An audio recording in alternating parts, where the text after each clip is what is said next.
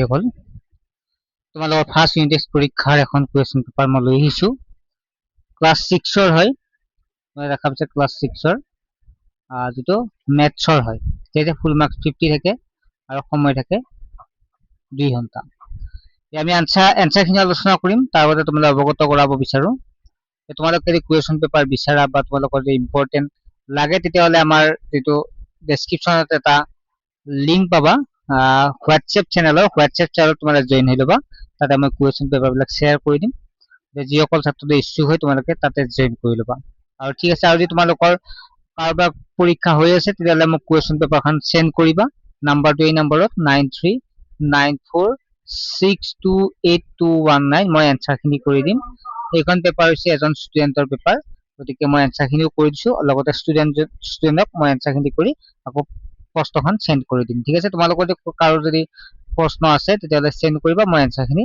Direct কৰি দিম ঠিক আছে যেটো হোৱাটসএপ নম্বৰ তাতে প্ৰশ্নখন পঠিয়াই দিলে হ'ল প্ৰথম প্ৰশ্নটো আছে শুদ্ধ উত্তৰটো বাছি উলিওৱা এক নম্বৰটো আছে এটা সৰল কোণৰ পৰিমাণ কিমান এটা সৰল কোণ সদায় 180 ডিগ্ৰী হয় ঠিক আছে the measurement of one straight angle is 180 degree ঠিক আছে এটা 180 ডিগ্ৰী হ'ব ইয়াৰ শুদ্ধ উত্তৰ নেক্সট হৈছে কাৰ্পেটৰ ধ্ৰুৱকটো হ'ল দা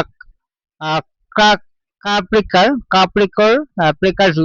ধ্ৰুৱকটো হ'ল লিখা আছে দা কাপ্ৰিকাৰ কনস্ট্যান্ট ইজ গতিকে কাপ্ৰিকাৰ ধ্ৰুৱকটো কি আছিল 6174 অৰ্থাৎ চিটো হ'ব ইয়াৰ শুদ্ধ উত্তৰ নেক্সট নম্বৰটো আছে তলৰ কোনটো ত্ৰিভুজীয় সংখ্যা which one is triangular number গতিকে ত্ৰিভুজীয় সংখ্যা কি হ'ব ইয়াৰ ত্ৰিভুজীয় সংখ্যাটো হৈছে 3 হ'ব হৈছে ত্ৰিভুজীয় সংখ্যা বা 3 ইয়াৰ এনসাৰটো হ'ব C2 ঠিক আছে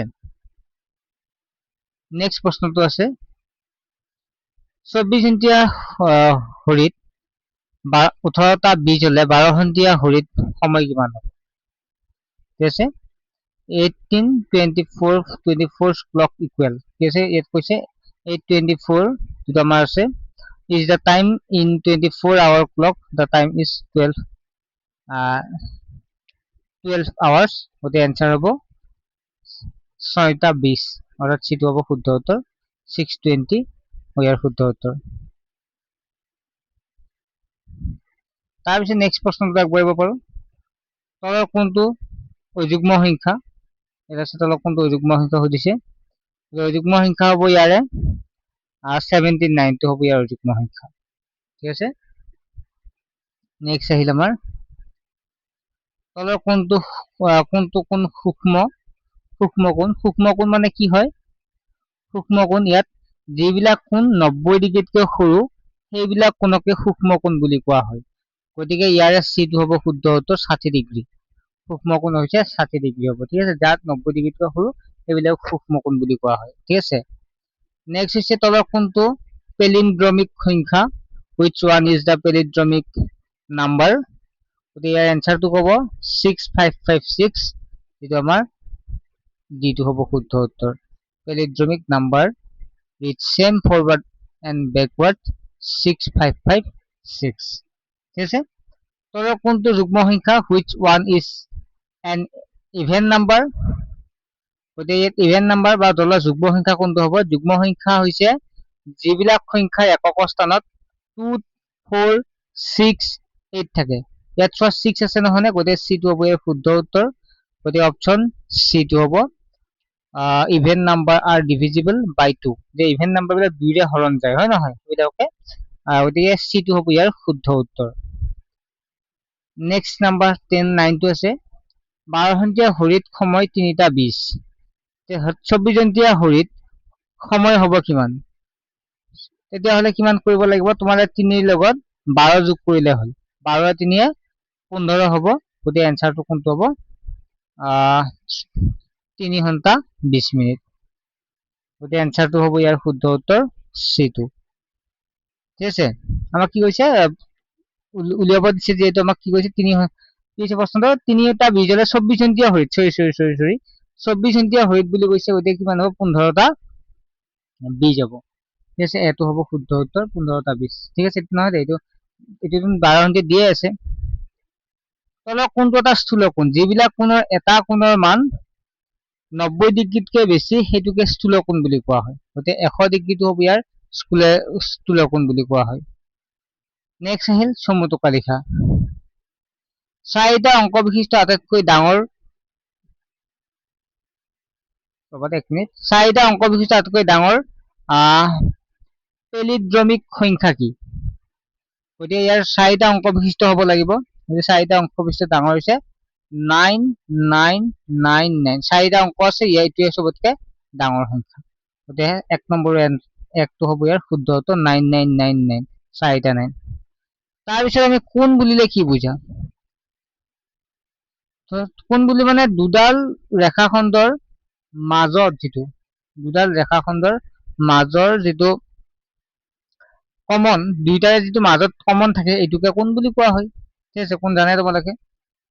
নেক্সট হ'ল 15 সংখ্যাটি ত্ৰিভুজীয় হয়নে? 15 সংখ্যাটো ত্ৰিভুজীয় হয়নে?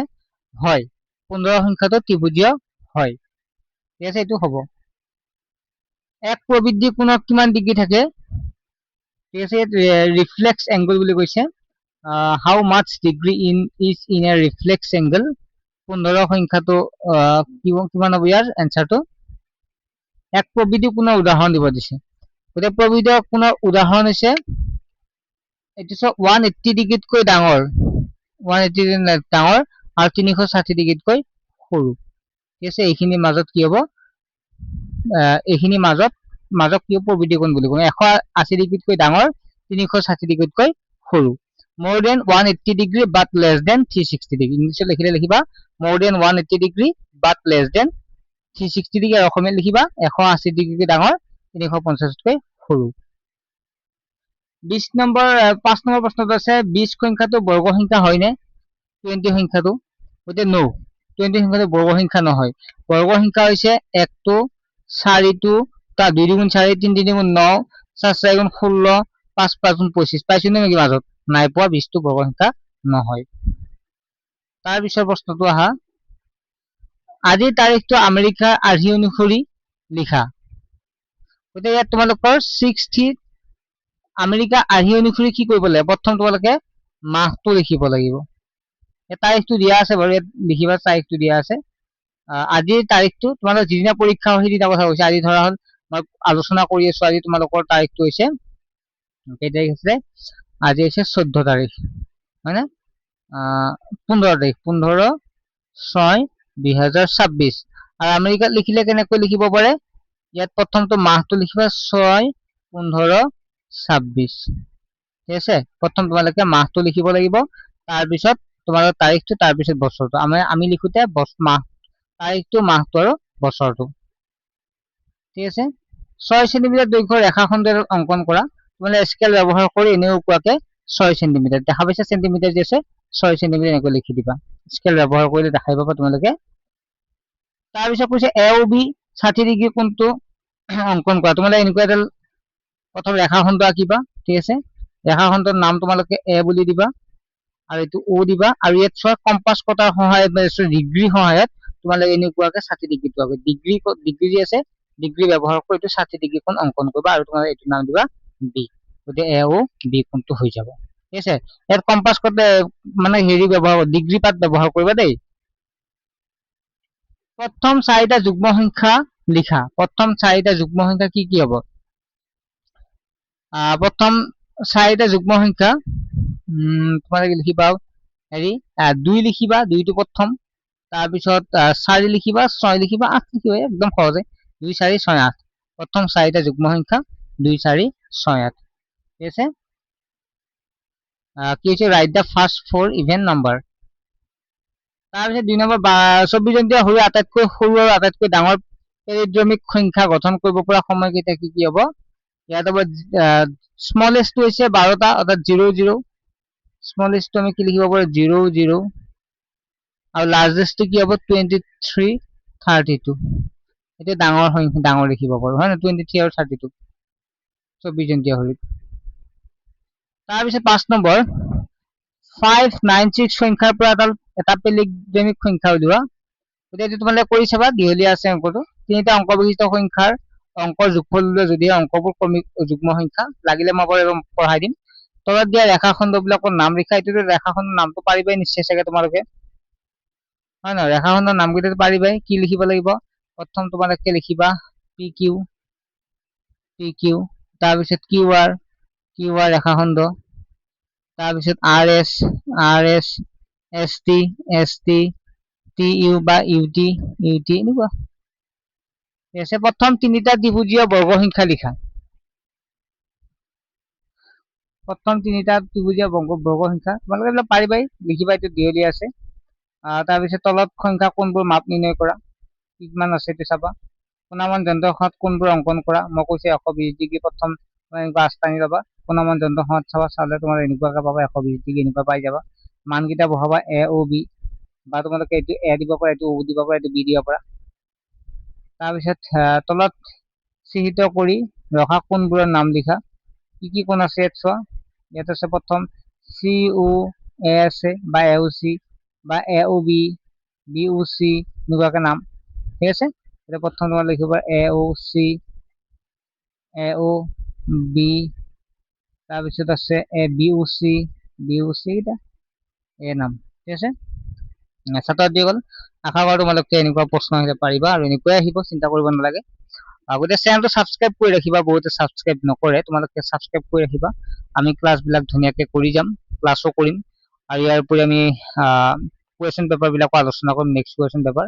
আৰু তোমালোকৰ যদি পৰীক্ষা হৈ গ'ল, তেতিয়াহ'লে কুৱেশ্যন পেপাৰটো এই নাম্বাৰটো চেণ্ড কৰিবা, আমি এনচাৰখিনি আলোচনা কৰিম। এনেকুৱা ভিডিঅ' বনাই 9394628219। ঠিক আছে, এই নাম্বাৰটো তোমালোকে SMS কৰিলে আমাৰ সুবিধা হ'ব, আমি ধুনীয়াকে আলোচনা কৰিব পাৰিম। ঠিক আছে, নেক্সট ভিডিঅ'ত লগ পাম। বাই।